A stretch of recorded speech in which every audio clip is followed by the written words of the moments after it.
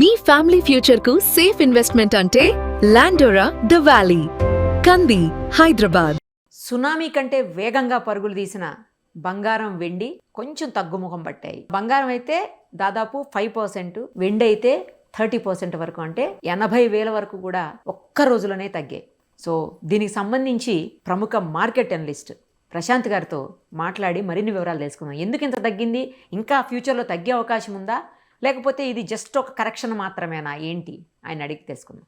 నమస్తే అండి ప్రశాంత్ గారు. యాక్చువల్లీ మీరు లాస్ట్ వీకే చెప్పున్నారు నాతోటి, బంగారం తగ్గకపోవచ్చేమో కానీ వెండి మట్టుకు కరెక్షన్ ఉంటుంది, ఖచ్చితంగా తగ్గితే చాలా వేలల్లోనే తగ్గుతుంది, 50,000, 1,00,000 కూడా తగ్గినా ఆశ్చర్యపోనక్కర్లేదు అని. ఈరోజు అదే జరిగింది. దాదాపు 80,000 పైగా వెండి తగ్గినటువంటి పరిస్థితి కేజీకి. సో ఇది ఇలాగే కంటిన్యూ అవుతుందా, ఇంకా తగ్గుతుంది అని చాలామంది ఆశపడుతున్నారు. నిన్నైతే మార్కెట్లంతా కూడా కుదేలైనటువంటి పరిస్థితి ఉంది, ఈ బంగారము వెండి ఒక్కసారిగా పడిపోవడంతో. ఏంటి పరిస్థితి, మరి కొనుక్కునే వాళ్ళని కొంచెం ఆగమంటారా, లేదు అలాగే కంటిన్యూ చేయమంటారా? చెప్పండి. మీ మాట మీద బేస్ చేసుకుని చేసేవాళ్ళం. బాధ్యతను అప్పచెప్పేశానా?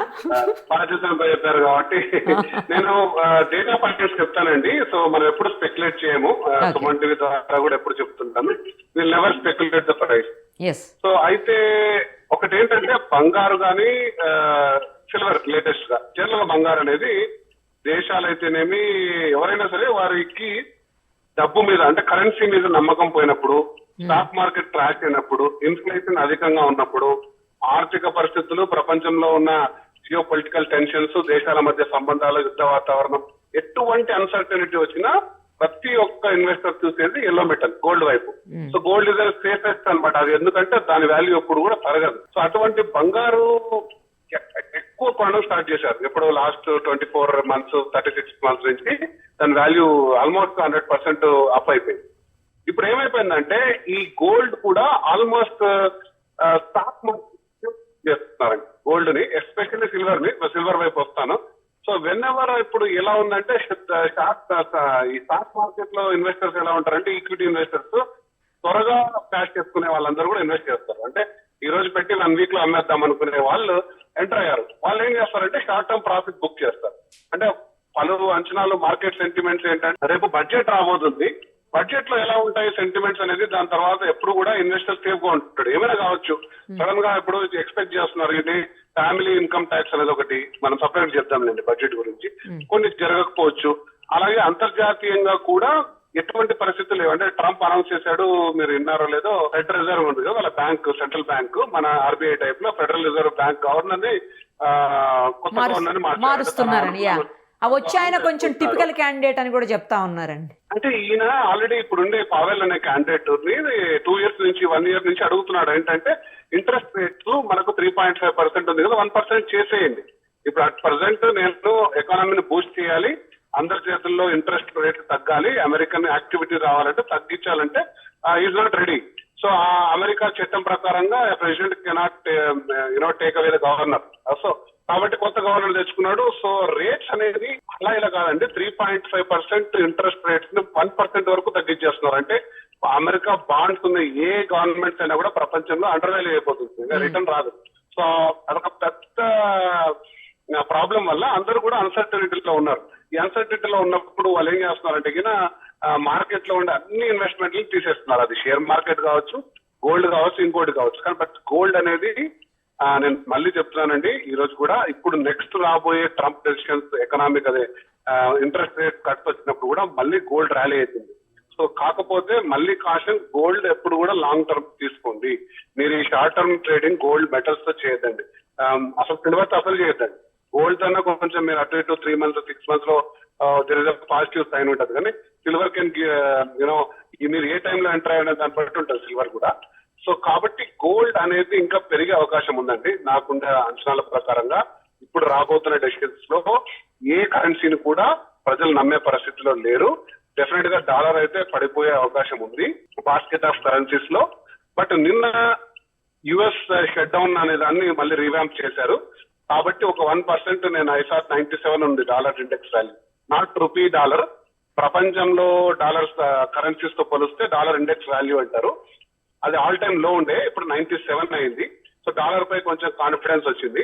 బట్ అదర్వైజ్ డాలర్ అయితే నాకు తెలిసి రాబో డెసిషన్స్ లో ఇంకా పడిపోయే మార్గం ఉంది. అందులో గోల్డ్ వైపు ఎక్కువగా ఇన్వెస్ట్మెంట్ చేసే అవకాశం ఉంది. గోల్డ్ అనేది విల్ షైన్. ఈ షార్ట్ టర్మ్ లో ఏదైతే ప్రాఫిట్ బుకింగ్ చేసుకున్నారో ఈ ఫ్లక్చుయేషన్ చూడొచ్చు, కానీ ఇంతకు ముందు కూడా మనం 5,000 డ్రాప్ చూసాము. But on the long term gold is going to give you more return.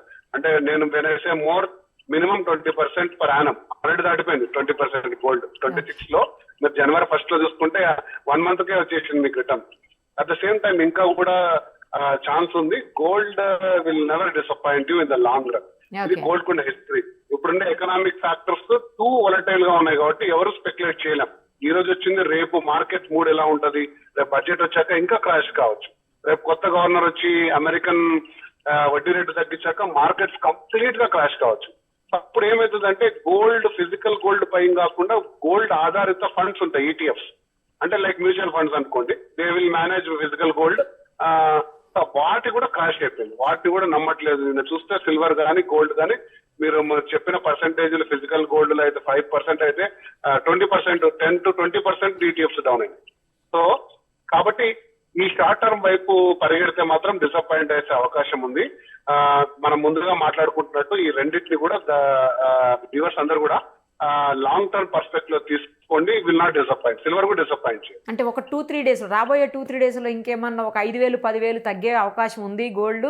తర్వాత సిల్వర్ ఇంకొక 50,000-60,000 తగ్గుతుంది అని చెప్పి కొంతమంది అంటున్నారు. నిజమా అండి? అలాంటిది ఏమైనా జరుగుతుందా? ఓకే, అంటే 2 విషయాలు చెప్తానండి. అసలు అలా ఎవరైనా చెప్పారంటే, స్పెక్యులేట్ చేస్తున్నారంటే జస్ట్ ఊరికే గాల్లో ఒక కాయిన్ టాస్ చేయడం తప్ప అంత యాక్యురేట్ గా ఎవరు ఎప్పుడు స్పెక్యులేట్ చేయరు ప్రపంచంలోనే. అంటే ఈ ఫైనాన్షియల్ లో అందరూ ట్రస్ట్ వర్తీగా నమ్మే గోల్డ్మెన్ సాక్స్ 2026 కి 5,000 అనేది అంచనా ఇచ్చింది.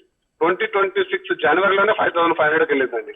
సో అంత పెద్ద సంస్థ అన్ని వనరులు పెట్టుకుని స్పెక్యులేట్ చేయలేకుంటే ఎవరైనా చెప్తున్నారంటే ఇట్స్ జస్ట్ రాంగ్ అండి.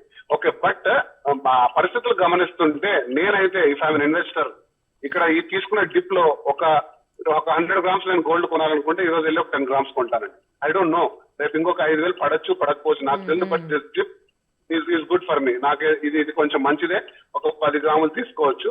గోల్డ్ అంత ఫాస్ట్ గా ఇంకా కిందికి పడిపోయే సాధనం అయితే కాదు.